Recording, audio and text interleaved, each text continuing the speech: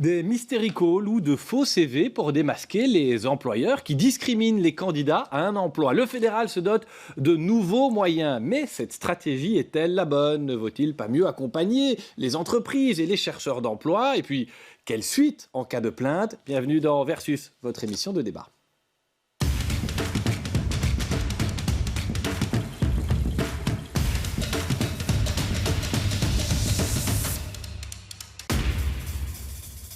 Et en plateau avec nous, Pierre-Yves Dermagne, bonjour. Vous êtes ministre fédéral de l'Emploi. Face à vous, Nathalie Ragueneau, bonjour. Vous êtes première conseillère à la FEB, la Fédération des entreprises de Belgique. Et avec nous également, Fatima Zibou, bonjour, d'Actiris Inclusive et docteur en sciences politiques et sociales. Félicitations pour ce doctorat fraîchement décroché. Vous venez de nous le confier.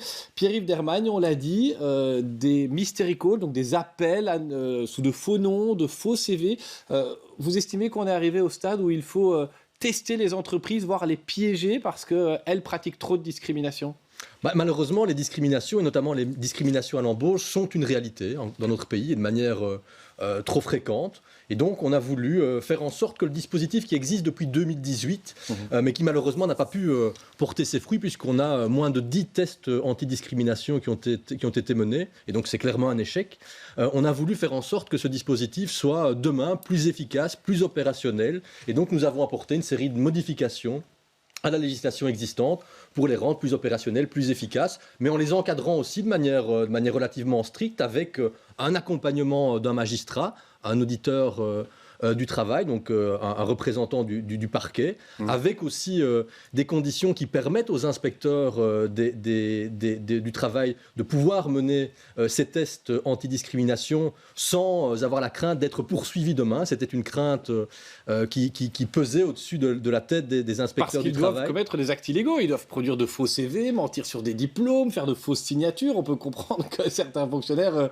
hésitent. Oui, à juste titre, et donc c'était la preuve que le dispositif qui existait depuis 2018 était un dispositif incomplet et insuffisant. Nous avons voulu apporter les modifications pour faire en sorte que demain, on puisse effectivement mener ces tests antidiscrimination de manière la plus efficace possible. Alors on entendra la réponse de la FEB, mais ça veut dire que concrètement, ça va marcher comment? On va demander à des inspecteurs, on va fixer des objectifs d'entreprise, de résultats, si je puis dire, sur base de quoi d'ailleurs? Mais l'objectif, c'est pas de faire du chiffre. C'est pas de mener des campagnes de tests pour aller chercher les infractions. C'est vraiment de partir des réalités de terrain, partir d'indices objectifs de discrimination, partir aussi de plaintes, comme c'était le cas par le passé, et de pouvoir effectivement envoyer 2 CV identiques, mais avec des noms d'origine ethnique différente, d'âge différent, de sexe différent, puisqu'on voit que les discriminations, elles se font sur la base de l'origine ethnique, sur la base du sexe, du genre, sur la base de l'âge aussi de plus en plus. Et donc nous avons voulu élargir les palettes de possibilités pour effectuer ces tests antidiscrimination. Mais je le répète, la volonté, c'est pas de faire du chiffre, c'est vraiment de lutter contre des situations de discrimination à l'embauche. Nathalie Ragueneau, on prend ça comment du côté des partenaires sociaux, en l'occurrence des patrons? De toute façon, nous soutenons tout à fait ce type d'initiative. La non-discrimination est essentielle dans une société comme la nôtre, avec une diversité énorme. Et sur le lieu de travail, la non-discrimination est essentielle. Et à cet égard, les partenaires sociaux, puisque vous en parliez au sein du Conseil national du travail, ont déjà pris énormément d'initiatives dont vous étiez certainement au courant, qu'il s'agisse d'une convention collective de travail qui concerne la non-discrimination dans toutes les phases de la relation de travail, d'une brochure sur le fait de favoriser la diversité sur le lieu de travail. Donc ce sont des initiatives qui ont été prises en collaboration avec les organisations patronales. Mais là, le gouvernement va plus loin. syndicats. Il parle de faux CV, de mystery call. Alors quoi, on s'inquiète du côté des employeurs? On se dit on risque quelque chose? On entendra d'ailleurs M. Dermagne sur que risque-t-on si on est convaincu de discrimination? On s'inquiète pas vraiment. On se dit juste qu'il y a déjà beaucoup d'initiatives qui sont prises, tant par les secteurs, les fédérations sectorielles, par des entreprises elles-mêmes. Il y a une motivation, une sensibilisation à la non-discrimination. Ce dont on peut s'inquiéter, c'est des effets pervers éventuellement de telles mesures. Alors des effets pervers, c'est d'une part d'aller trop loin en faisant des faux CV. Est-ce qu'on ne va pas jeter aussi auprès des employeurs une certaine suspicion sur les CV qui leur arrivent en se disant tiens, est-ce que c'est pas des faux CV? Donc ils n'auront plus la même liberté. Alors il y a aussi tout ce volet purement subjectif. Il est évident que la diversité, c'est important, mais il y a une série de cas dans lesquels, dans des entreprises, on ne peut pas se baser essentiellement sur des éléments objectifs qui soient d'avoir un bon mélange homme-femme, des tranches d'âge. Il arrive que vous ayez un meilleur contact avec une personne et des choses comme ça sur lesquelles on pourrait avoir une plainte qui puisse entraîner un contrôle par un inspecteur social, alors que la motivation de l'employeur, c'est juste parce qu'il a sa liberté aussi d'avoir dans son microcosme, dans son entreprise, un bon équilibre. Pierre-Yves Dermagne, est-ce qu'on va laisser les entreprises choisir quelle est l'ambiance qu'elles veulent, quel est le profil à 100%? Je voyais notamment que vous mettez dans la liste des discriminations à traquer les opinions politiques. On peut comprendre, je ne sais pas moi, qu'un banquier n'ait pas envie d'avoir à ses guichets quelqu'un qui plaide pour une taxation des millionnaires, par exemple. Il y a une différence entre la liberté de penser, la liberté d'expression et la discrimination qui est punissable.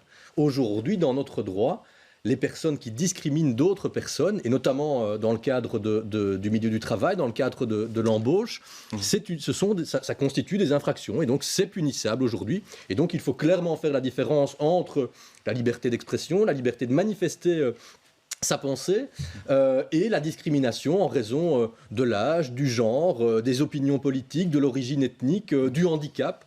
Et donc c'est la différence qu'il faudra faire. Et c'est la raison pour laquelle ça ne se fait pas de manière générale avec des grandes campagnes de testing, mais sur la base d'indices objectifs, sur la base de soupçons, sur la base de plaintes, et encadré, je le répète, par un magistrat. Que risque un employeur qui est pris la main dans le sac, qui a discriminé quelqu'un sur base de sa religion, de son origine? Ça peut être jusqu'à des poursuites financières, pénales? Il y a effectivement des sanctions financières, voire des sanctions pénales. Donc c'est aujourd'hui ce qui existe dans l'arsenal de lutte contre les discriminations. Là-dessus, Mme Ragnaud, que dit-on à la FEB du fait que des employeurs pourraient être poursuivis pénalement? À partir du moment où on commet une infraction, il est normal qu'un employeur soit poursuivi. Donc on accepte la sanction de la discrimination. Ce qu'on craint aussi, c'est qu'il y ait un genre de provocation, de piège, d'une chasse aux sorcières qui soit fait à l'égard de certains employeurs. Et donc, pour ça, un encadrement doit être vraiment très strict et éviter aussi le nombre de mystery calls qui soient organisés de manière fédérale, régionale, par des secteurs d'entreprise. Et les employeurs vont se retrouver piégés à gauche, à droite.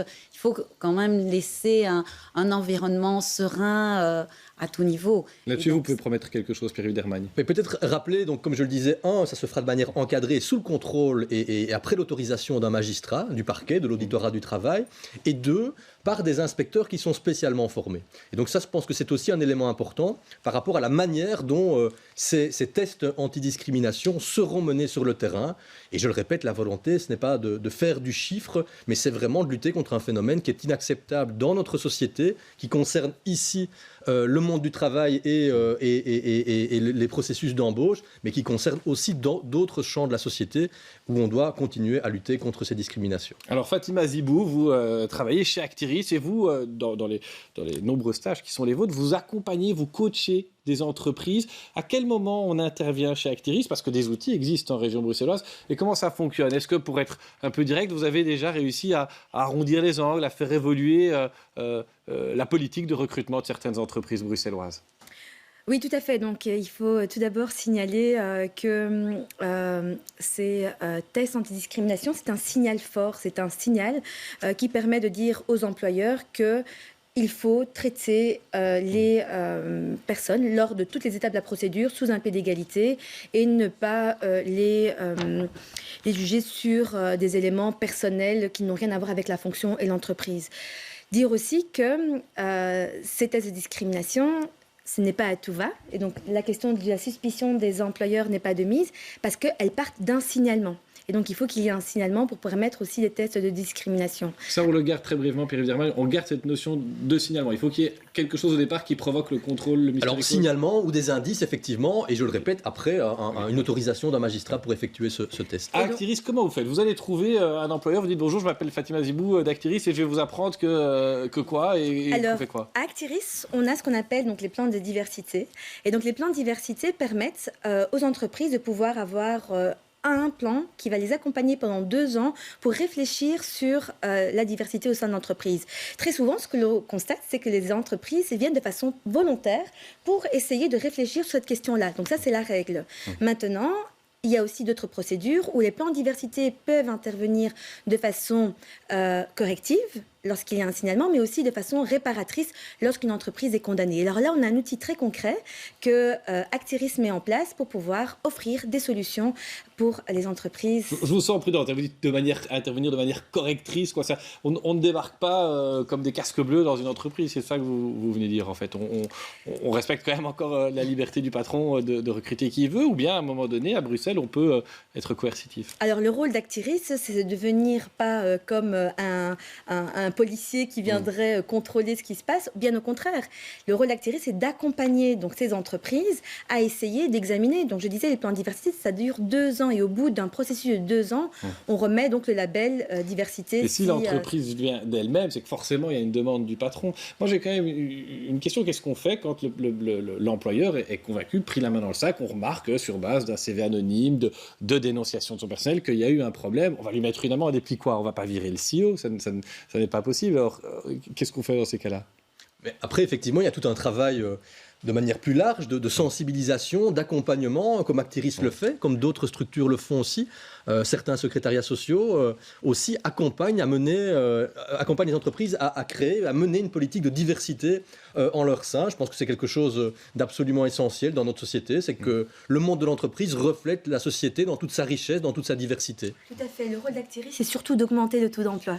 Le taux d'emploi de tous les Bruxellois, quelles que soient leurs différences. Et donc c'est pour ça que nous nous inscrivons non pas dans un rôle de sanction et dans un rôle de casque bleu comme vous l'avez dit, c'est vraiment dans un rôle de prévention et de sensibilisation, c'est très important.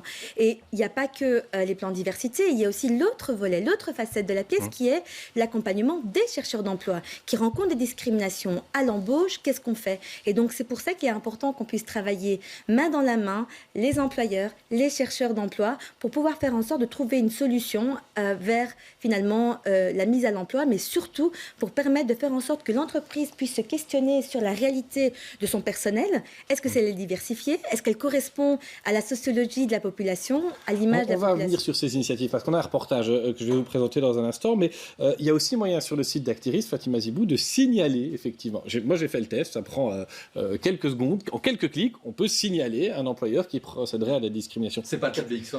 J'espère bien que non. Je vous le garantis même. Mais qu'est-ce qui se passe une fois qu'on signale, je le répète, une discrimination? Il y a forcément une enquête, voire une plainte, parce qu'on l'a dit, il y a un volet pénal éventuellement. Tout à fait. Alors tout l'enjeu des tests de discrimination, c'est pour répondre à un enjeu essentiel qui est la charge de la preuve. Parce qu'en fait, on vient à partir d'un sentiment de discrimination ou à partir d'une expérience réelle de discrimination. C'est pas notre job de vérifier s'il y a eu discrimination avérée ou pas. C'est le rôle de la justice de s'en occuper. Nous, notre objectif est de pouvoir accueillir les chercheurs d'emploi qui ont eu un sentiment de discrimination, de pouvoir les écouter. Donc, on prend le temps de les écouter. Donc, l'approche psychosociale est très, très importante parce que ce sont souvent des personnes qui sont démunies. Les personnes qui viennent à notre service sont souvent des personnes qui sont brisées suite à des refus répétitifs de pouvoir être engagées. Et donc, là, il est important de pouvoir examiner. On travaille avec UNIA et l'Institut pour faire ces signalements qui, eux, ont le mandat de pouvoir faire de la médiation ou voire d'aller en justice. Donc, on travaille avec eux. Mais notre objectif avant tout est de pouvoir les accompagner vers la mise à l'emploi. Quand les chercheurs d'emploi viennent vers nous, ils ne viennent pas pour porter plainte, mais ils viennent pour trouver un emploi. Nathalie Ragueneau, le fait qu'on mette comme ça des outils, de l'argent public au moyen finalement d'une forme, je prends le mot qui me vient, mais de délation, dénonciation, ça Ça vous inspire quoi de nouveau à la FEB? Vous n'avez pas l'impression qu'on vous pousse à la faute, qu'on vous traque quelque part? Mais en fait, ces initiatives, elles sont souvent prises aussi en collaboration. Les fédérations sectorielles mettent en place, il y a une série de fédérations sectorielles qui font elles-mêmes des mystery calls, des enquêtes. Il y a des chartes, des codes de conduite au sein de nombreuses fédérations. Donc, ce n'est pas quelque chose qui est... Le but d'un employeur, c'est quand même toujours de recruter la personne la plus compétente et qui va permettre à l'entreprise de se développer. La plus compétente développer. peut être d'origine très diverse et avec différentes qualités. Donc, parmi les initiatives que je veux vous soumettre, il y a celle très active à Bruxelles, Duo for a Job. Ce sont des personnes qui ont de l'expérience et qui coachent des chercheurs d'emploi qui sont à la peine dans leur recherche. C'est un reportage de Yannick Van Gansbeek et Yacine Mossati cette semaine. L'avantage, si tu mets la photo, c'est qu'au moins, l'employeur, quand il va te voir à l'interview, il t'a déjà vu, quoi. Moussa est à la recherche d'un emploi. Depuis 2 ans, cette jeune Guinéenne scrute les annonces liées au domaine de la vente. Je postule chaque jour, mais pour le moment, aucune réponse. Et j'ai fait aussi des interviews, mais aucune réponse pour le moment. Face à cette situation, Moussa s'est inscrite auprès de l'ASBL Duo for a Job, une ASBL qui met en relation des jeunes issus de l'immigration qui recherchent un emploi, avec des personnes de plus de 50 ans qui transmettent leur expérience dans le monde du travail. Souvent, au début d'un duo, on se rend compte que la personne est un peu désespérée en réalité. Et donc, il y a vraiment un travail de remonter la confiance en soi, l'estime de soi, parce que ça joue dans une recherche d'emploi, dans un interview. Et puis alors après, il y a tout le reste évidemment. Il y a préparer une belle lettre de motivation, un beau CV, préparer un interview, comprendre un peu ce qu'attend l'employeur. Depuis un mois, Moussa bénéficie des conseils d'un mentor, des conseils qui doivent lui permettre d'atteindre ses objectifs. Avoir une bonne connaissance dans le milieu de la vente et aussi me débrouiller un peu au niveau du langue du néerlandais. Une récente étude du NIA montre que les personnes issues de l'immigration ont moins de chances de trouver un emploi que les personnes d'origine belge. Un constat que partage Duo for a Job qui, depuis sa création en 2013, tente de lutter contre ces inégalités. On a créé 4500 duos depuis le début de la SBL, dont 2800 à Bruxelles. Et parmi ces jeunes, on voit que 7 jeunes sur 10 ont une sortie positive, 12 mois après la fin de l'accompagnement. Et parmi eux, 5 jeunes sur 10 trouvent un travail, minimum de 3 mois, donc on ne compte pas l'intérim. Et puis 2 sur 10 supplémentaires trouvent encore une formation ou un stage. D'ici la fin de l'année 2024, la SBL a pour objectif de créer encore 2000 duos. Pierre-Yves Dermagne, on le voit, le coaching, ça fonctionne. Est-ce qu'il y a besoin d'ajouter à ça des formes de sanctions, très honnêtement? Le coaching fonctionne et moi je tiens à saluer cette initiative et on voit que les chiffres parlent d'eux-mêmes. 7 personnes sur 10 qui sont accompagnées, 5 qui trouvent un emploi de plus de 3 mois, 2 autres en plus qui suivent une formation complémentaire. Donc on voit que ça fonctionne et donc c'est une nécessité. On doit vraiment passer par de l'accompagnement. C'est le rôle des régions et des outils régionaux tels que Actiris ou des associations qui sont actives sur le terrain. Mais à côté de ça, on a aussi besoin d'outils pour pouvoir traquer et sanctionner des comportements qui sont des comportements illégaux. C'est un peu comme par rapport au code de la route. On a une majorité de conducteurs qui respectent le code de la route, mais on en a aussi qui sont des chauffards. On l'a vu de manière tragique encore ce week-end. Et donc, ça nécessite des contrôles, ça nécessite des flashs le long des routes. Je pense qu'il faut un arsenal de mesures et l'objectif c'est vraiment, et je pense qu'il est partagé par tout le monde, que ce soit les acteurs régionaux et Actiris en particulier ici à Bruxelles, que ce soit les employeurs ou que ce soit le monde politique, c'est vraiment de faire en sorte que le taux d'emploi augmente et que chacune et chacun ait la possibilité de trouver un travail et de s'épanouir dans cet emploi. Et je reviens vers vous, Mme Ragnaud, ce côté obligatoire versus, c'est le nom de l'émission, versus l'accompagnement, le coaching, entre guillemets, à un moment donné, la balance, elle est nette, quoi. Quand on est dans la sanction, on entend souvent des employeurs dire que c'est contre-productif, que finalement, ce qu'ils veulent, c'est simplement avoir les moyens de faire leur travail, développer leur entreprise, recruter des gens sans qu'on leur mette quelque chose derrière l'épaule. Mais je pense qu'accepter la diversité n'est pas qu'on vous impose qui que ce soit. Ça vous laisse encore un panel important de choix. Je trouvais ça vraiment très intéressant, votre reportage, parce qu'on voyait qu'il y a en effet un résultat. Mais l'exemple était un petit peu schématique. Une personne qui cherche un travail dans la vente et qui parle relativement mal français, et à mon avis très mal néerlandais, il est évident qu'on voit à Bruxelles, et personne ne s'en cache, on demande des gens bilingues pour des fonctions qui ne requièrent pas forcément toujours. Il est évident qu'il il faut que le poste corresponde à la personne qui se présente et que la personne soit d'origine étrangère n'est pas lié. Ça serait une jeune Belge qui parle très peu ou le français ou très mal le néerlandais si on lui demande d'être bilingue.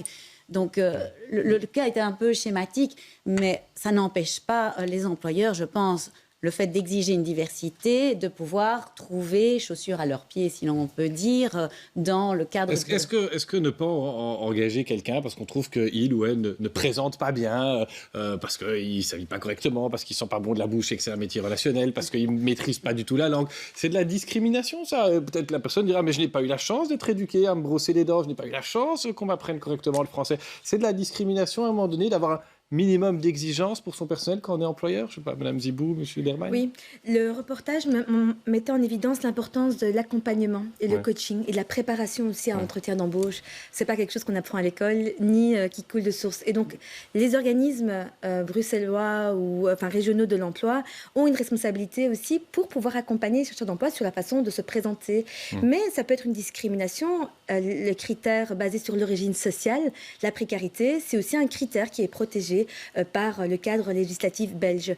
Ce qu'il faut dire aussi qui est important, c'est que même si ce n'est pas la panacée, les tests antidiscrimination, même si ce n'est pas la solution idéale, on vit malheureusement dans un pays où la Belgique est un très mauvais élève en la matière. Donc, par comparaison aux autres pays européens, la Belgique présente le taux d'emploi des personnes d'origine étrangère le plus faible par comparaison à ces autres pays. Donc, ça veut dire qu'il y a une réalité. Et ces tests antidiscrimination, c'est un signal pour les employeurs, mais aussi pour les citoyens, pour qu'ils puissent comprendre qu'il y a aussi des mécanismes qui les protègent par rapport à ça. D'où l'enjeu aussi de l'information. Parce que beaucoup de gens, quand ils viennent chez nous, eh bien, ils ne sont pas au courant qu'en Belgique, il y a des mesures qui peuvent les protéger, qu'il y a des organismes qui sont là pour les accompagner, notamment sur leurs difficultés à pouvoir être au service des entreprises et contribuer ainsi à la dynamique économique du pays. Il nous reste 3 minutes. Je vous propose de passer à l'argument recevable. Jingle.